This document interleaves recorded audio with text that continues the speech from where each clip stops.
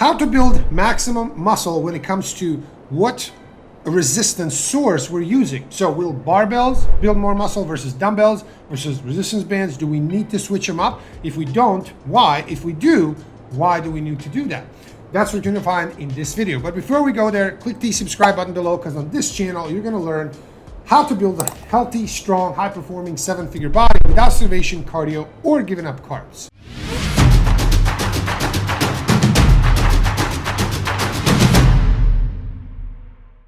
What's up, guys? This is Coach Amir from sevenfigurebody.com, and in today's video, I'm going to answer a really good question that I got from one of my clients the other day, and he basically asked, if you are, for example, in a gym that is very limited in the amount and the type of equipment they have. So let's say you're traveling for a month and you are in hotels, and that hotel only has a couple of dumbbells.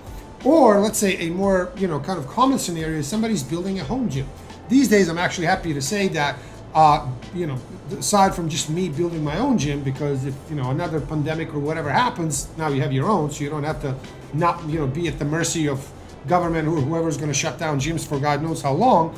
I built my own, and a lot of my clients are actually doing like mini home versions of their own gyms. So one of my clients is doing that, and he asked, okay, so if I have just a barbell and some plates, or like 2-3 pairs of dumbbells, is that enough? Am I going to have overuse injuries, which, by the way, I talk about all the time? We should do everything we can to avoid them, and they are a thing, like a very common thing. And of course, remember, the number one thing we want to do is avoid injury, because then for months we can't, we can't work out, and then we regress and lose all the progress that we made in the previous months, etc. So because of that, overuse injuries are something certainly to take into consideration to try to avoid, as best as we can. So then the question is, if I have, let's say, a barbell, Olympic barbell, a few plates, and then I have, let's say, 2-3 pairs of dumbbells, do I need something else? Am I going to 100% get overuse injuries and basically get injured if I keep doing that for the next year or 2 or 5? So what is the answer? So remember, guys, before we answer that question, remember this. When it comes to building muscle, your muscle, it doesn't matter, or muscles, absolutely do not care at all where that resistance is coming from, whether it's be, a barbell or dumbbell or resistance bands or some kind of machine or body weight or whatever other way that you can, put resistance and like basically challenge your muscles. They don't care. The only thing your muscles care about is intramuscular tension. How much tension are you able to put on that muscle, and what is the load that the muscle has to overcome in order to, complete the contraction? That is the only thing. So when it comes to, at least theoretically, when it comes to building muscle, for that, it does not matter what modality you're using. And of course, this is like the big picture.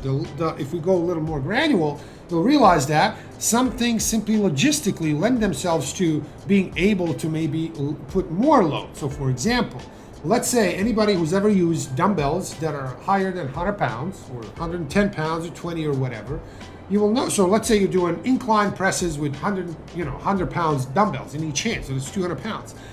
It becomes increasingly harder to just take the dumbbells and get them up to the position to do the actual movement, rather than actually doing chest presses with 100 pounds in each arm. Versus if you take a barbell, you can load it with 275 like it's nothing. Also re-rack it, put it back. It's so easy to do.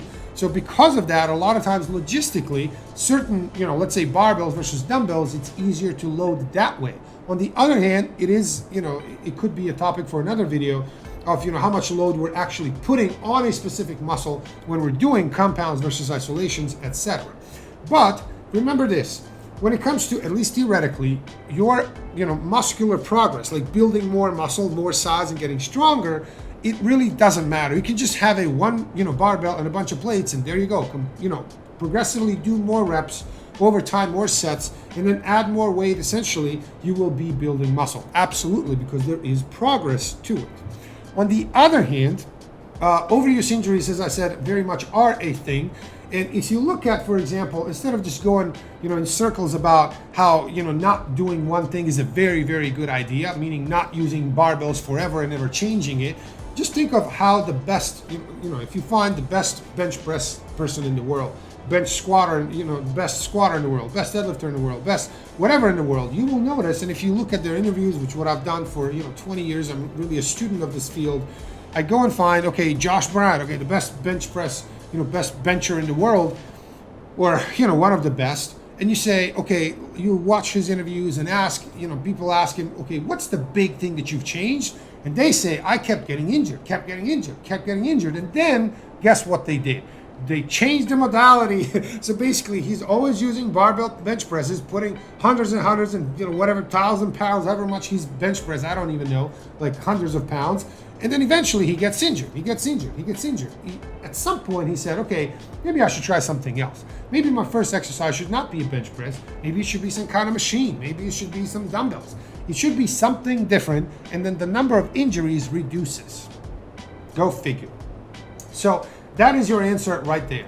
I would not suggest for the next 5 years you say, hey, I'm gonna have a barbell, a few plates, and 2 pairs of dumbbells, and I'm just gonna do that forever. I would not suggest that, given that today it's extremely inexpensive to get an additional, so let's say in the last week, I've probably had 3 different clients buy a set of resistance bands on Amazon, $25 or something. You got I think 5 different thickness of different resistance bands, and then that gives them higher or lower resistance. And with that, just with those bands, you can get a kick-ass workout. Now, of course, I'm not suggesting, ditch your barbells and ditch the dumbbells and just the resistance bands. I'm saying switch it up every couple of weeks. Or if you look at, for example, 2 to 3 months, if you have one, cycle of 3 months, you can just, and you're starting with, you warm up and do a barbell chest press. Okay, after that, warm up and do a machine. Warm up and do some dumbbells, and then make chest press, that barbell chest press either not part of that for the next 2 to 3 months at all, just stop doing it, or put it as the last or the second or third exercise that you do for the chest for that day. So basically, switch it up. So is it a good idea to, have a home gym? Yes, I think it's a great idea. And I think every house, or most of them, and at least people who care about their health, should have it, because as your kids see you working out, as your wife or husband or partner or somebody sees you working out, maybe it's going to motivate them to do that as well, when maybe otherwise they wouldn't, because they just don't like the gym and they would never go to the gym, which means they would never work out. This way they could. You're setting a great example for your kids, for your family, and it's right there, right? So a lot of people are, either living kind of a bit far from the gym, or just don't find the time. If, I have to drive and then do that and then drive back, and it just doesn't happen, versus it's right there, right? It's either in your garage or whatever, it's very close. So you don't have to have a full stack gym that would cost, probably from like a full on, if you were buying new, from $50,000 to like $250,000 to build a real, commercial sized gym. You do not need that. I always say to most of my clients, for $1,000, you can go to Craigslist or eBay or somewhere, some kind of like local or Facebook marketplace, some kind of local used marketplace, and you can just buy a bench, like one of those benches that goes into incline, decline, like 2-3 pairs of dumbbells, barbell with some plates, and maybe a TRX, a set of resistance bands. You can get all of this for $1,000, whatever, 500 to $2,000 or something, very inexpensively, given that you can use this for several decades, and maybe your kids 50 years from now can use that. So I think it's a great idea to have it. And yes, I think it's a great idea to have as many different modalities so you can kind of switch them up and avoid overuse injuries while still providing progressive overload that allows you to actually get stronger, fitter, and build more muscle. So guys, hope you enjoyed this video. Please subscribe, click the button below, because on this channel, you're gonna learn how to build an awesome looking, high performing, sexy, and healthy, high energy 7-figure body without starvation, cardio, or giving up carbs, and without all the BS that this industry is built on. So guys, hope you enjoyed this video. If you did, click the like button below, subscribe, and let me know in the comments, what do you think?